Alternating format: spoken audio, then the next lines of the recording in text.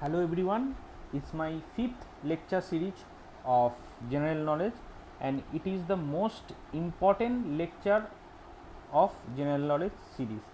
So in this series I'll be discussing about the Indian polity. তো আমরা start করছি। তো ফার্স্ট যেটা আমাদের দেখতে হবে, the idea to have a constitution was first given by M N. Roy. এটা যেন তোমাদের মাথায় থাকে, এটা ইম্পর্টেন্ট কোশ্চেন একটা আসতে পারে।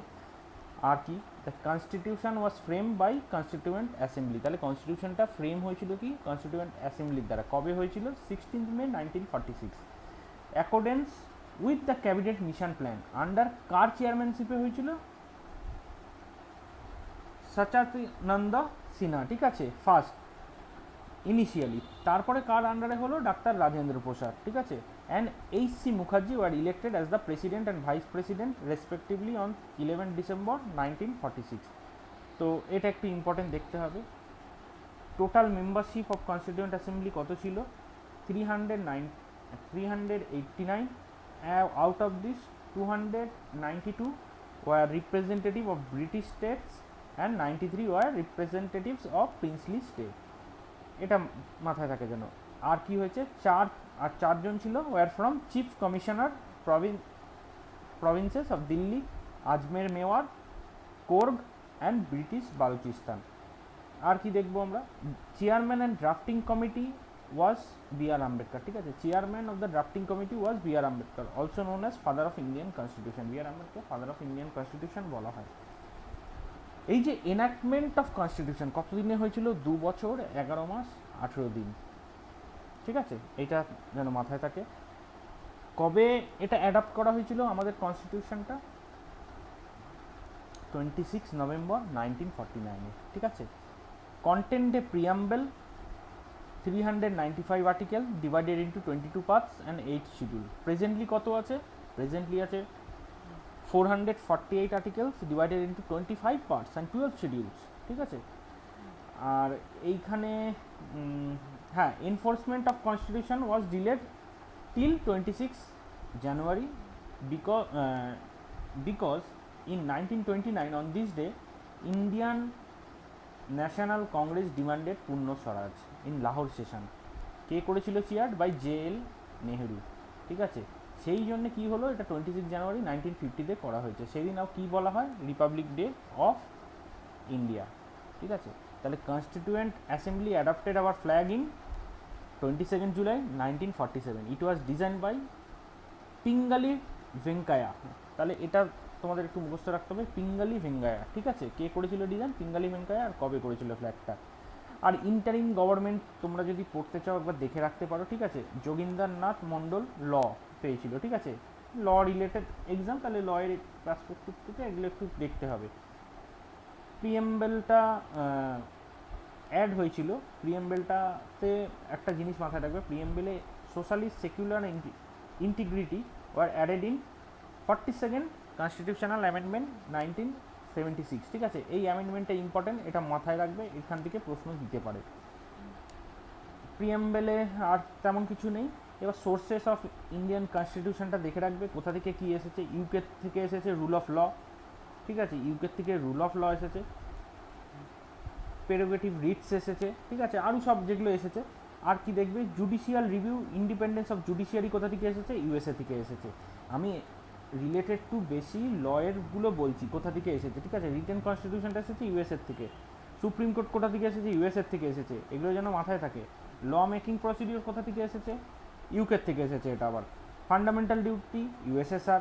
কনকারেন্ট লিস্ট কোথা থেকে এসেছে? অস্ট্রেলিয়ার থেকে এসেছে। প্রসিডিওর এস্টাবলিশ বাই ল কোথা থেকে? জাপান থেকে। Suspension of fundamental rights during emergency, এটা জার্মানি থেকে নেওয়া হয়েছে, ঠিক আছে। কানাডা থেকে নেওয়া হয়েছে, এগুলো দেখে রাখবে। কানাডা থেকে কি distribution of power between central and স্টেটটা নেওয়া হয়েছে কানাডা থেকে। আর এর সাথে সাথে তোমরা দেখে রাখবে আয়ারল্যান্ড, ঠিক আছে। এখানে কি concept of derivative principles of state policy. তারপরে ডিপিএসপিটা নেওয়া হয়েছে কোথা থেকে? ডিপিএসপিটা নেওয়া হয়েছে তোমার আয়ারল্যান্ড থেকে। Procedure for amendment of constitution and election of member of Rajya Sabha south Africa থেকে নেওয়া হয়েছে। ফ্রান্স থেকে কি নেওয়া হয়েছে? Republic and idea of liberty, equality and fraternity নেওয়া হয়েছে। এইগুলো একটু মাথায় রাখতে হবে, এই চার্টগুলো একটু ভালো করে পড়ে রেখো। সোর্সেস অফ ইন্ডিয়ান কনস্টিটিউশন এখান থেকে আসে, রিপিট হয় কোশ্চেন, আমি দেখেছি। মেন ফিচার এটা কি হচ্ছে, বাল্কিয়েস্ট, ঠিক আছে। তারপরে সিঙ্গেল সিটিজেনশিপ দেওয়া হয় আমাদের এখানে, এমার্জেন্সি পাওয়ার আছে, ইউনিভার্সাল অ্যাডাল্ট ফ্র্যাঞ্চাইজ, ঠিক আছে। এইগুলো একটু তোমরা দেখবে। আর ইম্পর্টেন্ট আর্টিকেল যেগুলো একটু দেখো, ইম্পর্টেন্ট আর্টিকেল হচ্ছে কি, part 1 union and it's territory, ঠিক আছে। Part 1 union and it's territory আছে। মাথায় রাখবে জে&কে রেকগনিশন অ্যাক্ট অফ 2019 হওয়ার পর থেকে স্টেট অফ জম্মু কাশ্মীর কী হয়েছে, ওয়াজ ডিভাইডেড ইন্টু 2 ইউনিয়ন টেরিটরি। একটা হয়েছে union territory of Ladakh, union territory of Jammu and Kashmir, ঠিক আছে। এখানটা দেখে রাখবে। আর কি আছে, আর্টিকেল 1-এ আছে তোমাদের এই কনস্টিটিউশন বলছে India that is Bharat shall be union of state. আর কি বলছে, admission or establishment of new state বলছে এই নিয়ে। Constitution empowers the parliament to form new state and also alter the area boundary name of the existing state, এটা দেখে রাখবে তোমরা। আর্টিকেল 5 to 11 কি ডিল করে, সিটিজেনশিপ নিয়ে। কীভাবে তোমরা সিটিজেন হতে পারো ইন্ডিয়াতে, by birth, by registration, by incorporation, by descent, by naturalisation, ঠিক আছে। এই চারভাবে সিটিজেনশিপ পাওয়া যায়। কোথায় দেওয়া আছে, সিটিজেনশিপ অ্যাক্ট 1955-এ। কীভাবে সিটিজেনশিপ হারিয়ে ফেলতে পারো, রিনাউন্সিয়েশন, টার্মিনেশন, ডিপ্রিভিয়েশন, ঠিক আছে। এরমভাবে সিটিজেনশিপ হারিয়েও যায়। আর মাঝখানে দেখবে খুব ঝামেলা চলছিল আমাদের দেশে নানানভাবে, যেটা কি নিয়ে, সেটা citizenship amendment act 2019, member of Hindu, Sikh, Buddhist, Jain, Persian, Christian religious minority from Afghanistan, Bangladesh, Pakistan who entered India before 31st December 2014 will be given Indian citizenship, ঠিক আছে। এটাও ওই একটাতে বলা হয়েছে। আর যেটা হচ্ছে পার্ট 3টা ইম্পর্টেন্ট আছে। পার্ট 3তে কী আছে, ফান্ডামেন্টাল রাইটস আছে। পার্ট 3তে ফান্ডামেন্টাল রাইটস আছে। সেই ফান্ডামেন্টাল রাইটস যেগুলো আছে সেগুলো আর্টিকেল 12 থেকে 35-এর মধ্যে আছে। সেখানে কি বলছে, রাইট টু ইকুয়ালিটি কত থেকে কত বলছে, আর্টিকেল 14 থেকে 18। equality before law, prohibition or discrimination on the ground of religion, race, caste, sex, place, birth, ঠিক আছে। এগুলো একটু দেখতে হবে তোমরা, এগুলো একটু দেখে নিও ভালো করে, পার্টিকুলারলি এগুলো একটু দেখতে হবে। ফান্ডামেন্টাল রাইটসটা ইম্পর্টেন্ট, ঠিক আছে। পুরো আমি বলতে পারবো না, তার কারণ হলো যদি আমি পুরো বলি লেকচারগুলো খুব বড় হয়ে যাবে। আমি ইম্পর্টেন্ট যেগুলো আছে সেগুলো মার্ক করে দিচ্ছি, এইগুলো তোমরা একটু দেখবে। পার্টিকুলারলি পার্ট 3 যেটা আছে সেটা ভালো করে পড়বে, কারণ এটা খুব ইম্পর্টেন্ট। পার্ট 3 থেকে অনেক প্রশ্ন আসে। কালচার অ্যান্ড এডুকেশনাল রাইট, তারপরে right two freedom, right two education, right two exploitation, right two religious, এগুলো দেবে। ওটা ওখান থেকে কিরম দেয়, তুলে দেয় আর্টিকেল। এই আর্টিকেলে বলবে যে আর্টিকেল 25-এ কী আছে। আর্টিকেল 25-এ আছে freedom of conscience and right to profess, practice and propagate one religious belief, এরমভাবে দিয়ে দেয়। আর্টিকেল 21-এ কী আছে, আর্টিকেল 21-এ আছে protection of life and personal liberty, এরমভাবে তুলে দেয়। তো এইগুলো একটু দেখবে। আর মাথায় রাখবে এই যে ফ্রিডম অফ প্রেস যেটা, সেটা আলাদাভাবে দেওয়া নেই, সেটা আর্টিকেল 19-এর ভেতরেই আছে, ঠিক আছে। Article 20 and 21 can not be suspended during emergency, এটা একটা এক্সেপশন। এই আর্টিকেল 20 বা আর্টিকেল 21 সাসপেন্ড করা যায় না এমার্জেন্সি টাইমে, কিন্তু অন্য আর্টিকেলগুলো কী করা যায়, সাসপেন্ড করে দেওয়া যায়। আর একটা রাইট টু প্রপার্টি আগে ফান্ডামেন্টাল রাইট ছিল, সেটা কিন্তু এখন আর ফান্ডামেন্টাল রাইট নেই, সেটাকে নিয়ে কোথায় যাওয়া হয়েছে, আর্টিকেল 300A-তে, ঠিক আছে।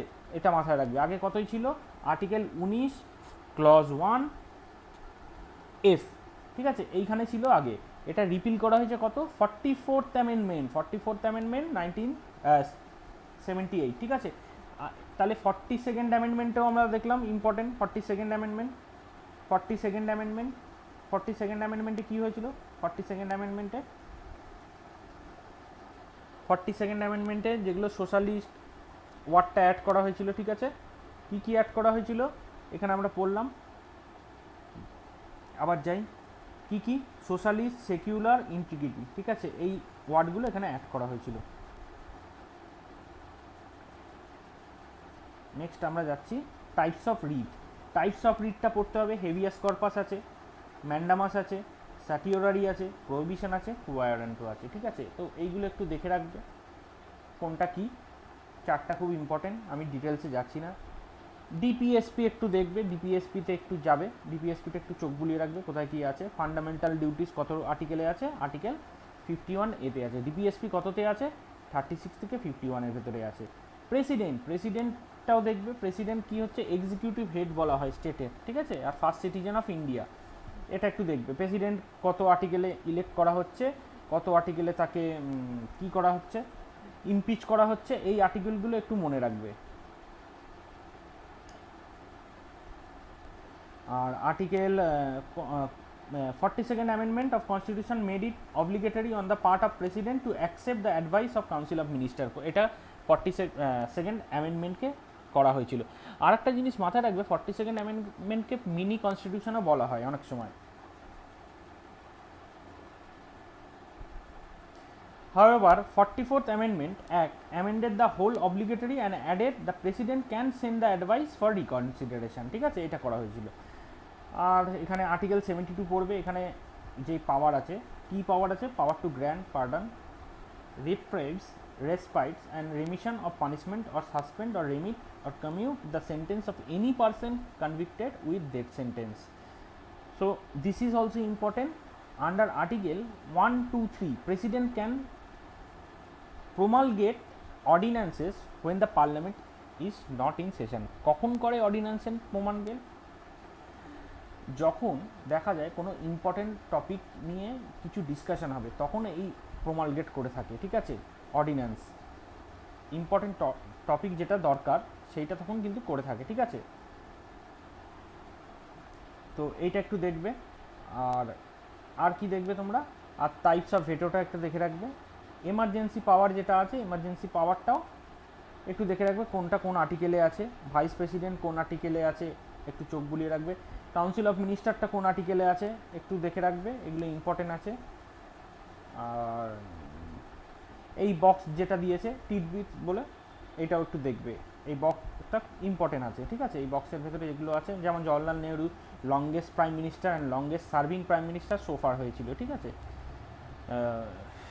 আর এখানে তোমাদের প্রাইম মিনিস্টার একটু এগুলো দেখে রাখবে, চোখ বুলিয়ে রাখবে। কিন্তু পলিটি পোর্শন, আমি বারে বারে বলছি, পলিটি পোর্শন কিন্তু ইম্পর্টেন্ট। রাজ্যসভাকে বলা হয় কাউন্সিল অফ স্টেট, আর লোকসভাকে বলা হয় পিপলস হাউস, ঠিক আছে, এইটা যেন মাথায় থাকে, ঠিক আছে। কত মেম্বার আছে, মেম্বার হলো 530 from 20 state and union territory and 2 nominated by president from Anglo Indian community, ঠিক আছে। নাও অ্যাবলিস্ট, এটা হয়ে গেছে, এই অ্যাংলো ইন্ডিয়ান কমিউনিটি যেটা আছে সেটা এখন অ্যাবলিস্ট আছে। আর এখানটাও দেখে রাখবে কত কারেন্টলি স্ট্রেংথ কত হচ্ছে রাজ্যসভার, 245, তার মধ্যে 229 মেম্বার আর elected from state and 4 member representative union territory, while 12 আর নমিনেটেড বাই প্রেসিডেন্ট। তাহলে আর আরেকটা জিনিস, Rajya Sabha is a permanent house and it is not subjected to dissolution, ঠিক আছে, এটা যেন মাথায় থাকে, পার্মানেন্ট হাউস এটা। এই জিনিসগুলো দেখবে। আর সুপ্রিম কোর্টটা দেখবে, সুপ্রিম কোর্টের পোর্শনটা ইম্পর্টেন্ট আছে। সুপ্রিম কোর্টে কী হচ্ছে, সুপ্রিম কোর্ট অফ ইন্ডিয়া কবে ইনগ্রেট করা হয়েছিল, তার সাথে সাথে কী দেখবে, ক্যালকাটা হাইকোর্ট কবে ইনগ্রেট করা হয়েছিল। ক্যালকাটা হাইকোর্ট আমি পড়িয়েছি যখন হিস্ট্রি পোর্শনে, তখন বলেছিলাম কখন হয়েছিল, কার সময় তৈরি হয়েছিল ক্যালকাটা হাইকোর্ট, ওটাও একটু দেখে রাখবে, কারণ এখানকার প্রশ্ন তো একটু দেখে রাখতে হবে। ফার্স্ট চিফ জাস্টিস কে ছিল, H J Kania, important. Shortest tenure কে ছিল, কে এন সিং ছিলেন। লংগেস্ট টেনিয়র কার ছিল, ওয়াইভি চন্দ্রচূড়, এখন ডিওয়াই চন্দ্রচূড়ের ইনি ছিলেন বাবা, তো এইটা একটু দেখে রাখবেন সবাই তোমরা। আর ফার্স্ট ওমেন জাজ কে ছিল, ফাতিমা বিবি, ঠিক আছে। সেকেন্ড কে হয়েছে, জ্ঞানসুধা মিশ্রা। এটা হয়ে গেল। জাজদের কী করে মানে ইমপেচ করা হয় সেটাও দেখতে হবে একটু, এই জিনিসগুলো একটু ভালো করে দেখতে হবে কিন্তু, হ্যাঁ। সুপ্রিম কোর্ট আর হাইকোর্টটা ভালো করে দেখতে হবে পোর্শনটা। আর জুরিসডিকশানটাও দেখতে হবে, কত রকমের জুরিসডিকশান হয়, যেমন অরিজিনাল জুরিসডিকশান হয় একটা সুপ্রিম কোর্টের, একটা অ্যাডভাইসারি জুরিসডিকশান হয়, ঠিক আছে। আর সুপ্রিম কোর্ট কি, কোর্ট অফ রেকর্ড বলা হয়, এগুলো একটু দেখে রাখতে হবে, আর কোন আর্টিকেলে কোনটা আছে। আর এখানে সিএজি কত আর্টিকেলে আছে সেটা একটু দেখতে হবে। ফার্স্ট সিএজি কে ছিল সেটা একটু দেখতে হবে, প্রেজেন্ট কে আছে সেটাও দেখতে হবে, অ্যাটর্নি জেনারেল অফ ইন্ডিয়া কে, এটা হাইয়েস্ট ল অফিসার ইউনিয়নের বা মানে দেশের আমাদের। আর স্টেটের কী হয় সেটা তোমরা নিজেরা কমেন্টে লিখবে, ঠিক আছে, স্টেটে কে হয়। তো আমি বলেই দিচ্ছি অ্যাডভোকেট জেনারেল, হ্যাঁ দেখতে হবে না, আমি তোমাদের এমনিই বলছিলাম। তো অ্যাডভোকেট জেনারেল হয়, ওটা তোমরা দেখে রাখবে, সেটা স্টেটের হাইয়েস্ট অফিসার, ল অফিসার। এগুলো একটু দেখে রাখবে। অ্যাটর্নি জেনারেল বা অ্যাডভোকেট জেনারেল কোন আর্টিকেলে আছে, কে ছিল ফার্স্ট, এখন কে আছে, স্টেটে কে ছিল ফার্স্ট, এখন কে আছে। গভর্নরটা দেখবে কীভাবে ইলেক্ট হয়, কীভাবে তাকে অ্যাপয়েন্ট করা হয়, কীভাবে তাকে ইমপিচ করা হয়, এগুলো একটু দেখতে হবে। আর পঞ্চায়েতটা দেখবে, পঞ্চায়েত কোন আর্টিকেল থেকে কোন আর্টিকেল আছে, মিউনিসিপ্যালিটি কোন আর্টিকেলে আছে। কনস্টিটিউশনের শিডিউলগুলো খুব ইম্পর্টেন্ট, কোন শিডিউলে কী আছে সেটা একটু দেখে রাখবে তোমরা। আর এগুলো হ্যাঁ, jurisdiction and sit of high courts, কোথায় কী জুরিসডিকশন আছে, কোথায় কোনো হাইকোর্ট আছে, এই লিস্টটা একটু দেখে রাখবে, কবে কী তৈরি হয়েছে, খুব ইম্পর্টেন্ট, এক জায়গায় দেওয়া আছে এটা, এটা তোমাদের পড়ার জন্য সুবিধা, ঠিক আছে। তোমরা এটাও দেখবে, committee to study panchayat system কী কী ছিল সেটাও দেখবে, ঠিক আছে। আর এখানে তেমন কিছু নেই। ইউনিয়ন পাবলিক সার্ভিস কমিশন, খালি ওই এজ কে চেয়ারম্যান কজন থাকে এইগুলো একটু, ঠিক আছে, এর থেকে বেশি কিছু দরকার নেই। ইলেকশন কমিশনারটাই কে এখন আছে, ফার্স্ট কে ছিল। নীতি আয়োগ একটু দেখে রাখবে, নীতি আয়োগ। ন্যাশনাল ডেভেলপমেন্ট কাউন্সিল দরকার নেই, এগুলো দরকার নেই, এগুলো কিচ্ছু দরকার নেই। অ্যামেন্ডমেন্ট অফ কনস্টিটিউশন খুব ইম্পর্টেন্ট, দেখে রাখবে কী করে অ্যামেন্ডমেন্ট করা হয় কনস্টিটিউশনকে, সেটা কোন আর্টিকেলে দেওয়া আছে, সেটা আর্টিকেল 368-এ দেওয়া আছে, সেটা একটু দেখবে। পার্লামেন্টারি টার্মসগুলো দরকার নেই। কনস্টিটিউশনাল যেটা অ্যামেন্ডমেন্ট আছে, ফার্স্ট অ্যামেন্ডমেন্ট কবে হয়েছিল এটা একটু দেখবে। আর এই একটু চোখ বুলিয়ে রাখবে এই নোটটাতে, ঠিক আছে, কারণ এইটা খুব ইম্পর্টেন্ট, এখানে ইম্পর্টেন্ট যেই অ্যামেন্ডমেন্টগুলো আছে সেগুলো দেওয়া আছে। তাহলে এই ভিডিওটাতে খালি আমি পলিটি নিয়ে ডিসকাস করলাম, আর তোমাদের যেই জিকে পোর্শনটা আছে সেটা আমি পরের ভিডিওগুলোতে শেষ করে দেওয়ার চেষ্টা করছি, যত জলদি সম্ভব হয় আমি শেষ করিয়ে দেবো, কারণ আর 10 দিন তোমাদের হাতে আছে। তো তোমরা যদি এই ভিডিওটা ভালো লেগে থাকে তোমাদের, তাহলে এটা প্লিজ শেয়ার করো আর সাবস্ক্রাইব করো আমার চ্যানেলটা। আর যত সাবস্ক্রাইব করবে বা যত শেয়ার করবে তত অ্যালগোরিদমটা বাড়ে, যাতে আরও রিচ আউটটা হয় আমার চ্যানেলে, ঠিক আছে। তাহলে একটা মোটিভেশনও হয় যে সবাই দেখছে, হেল্প হচ্ছে কিছু, তো আমি আরও ভিডিও তোমাদের দেবো এরমভাবে, ঠিক আছে। তো এইটুকুই এই ভিডিওটার জন্য। আবার নেক্সট ভিডিওতে আমি যেই কোশ্চেনটা আছে জিকের বাকি সেটা করিয়ে দেবো।